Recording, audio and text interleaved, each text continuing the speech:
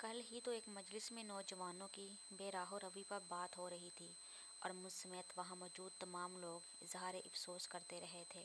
کہ ہماری نسل تباہ ہو رہی ہے، لیکن اس پل میں سوچ رہا ہوں کہ نسلیں یوں ہی تو ایک دم نہیں بے راہ روی کا شکار ہو کر تباہی کے دہانے تک پہنچ جاتی۔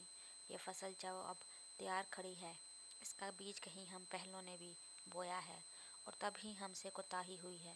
میں جب اس وقت اپنا احتساب کر رہا ہوں تو چاروں طرف سے خود کو خسارے میں پاتا ہوں۔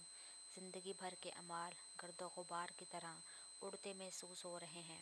اپنے دائرہ اختیار میں رہتے ہوئے بہت کچھ کر سکتا تھا، لیکن میں نے کیا کچھ نہیں۔ آپ صلی اللہ علیہ وآلہ وسلم نے فرمایا تھا،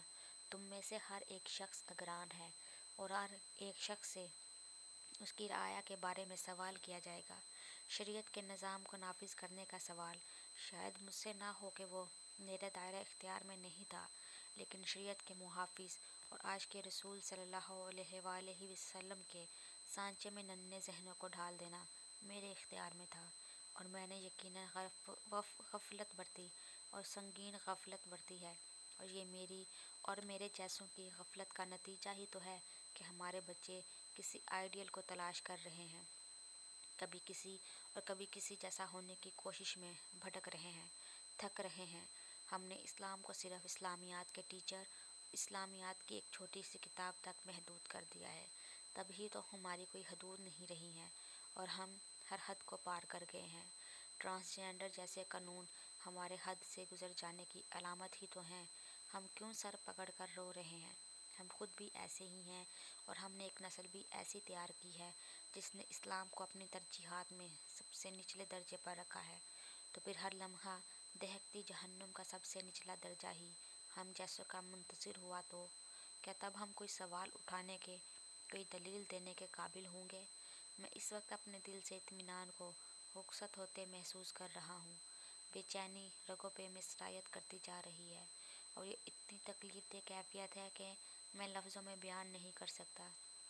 میں بہت دیر سے ہاتھ میں قلم اور کاغذ لیے بیٹھا آگے کے لائحہ عمل کے بارے میں سوچ رہا ہوں کہ میں جس رعایت کا نگران ہوں، کیسے اس کی ذہن سازی اور کردار سازی کر سکتا ہوں،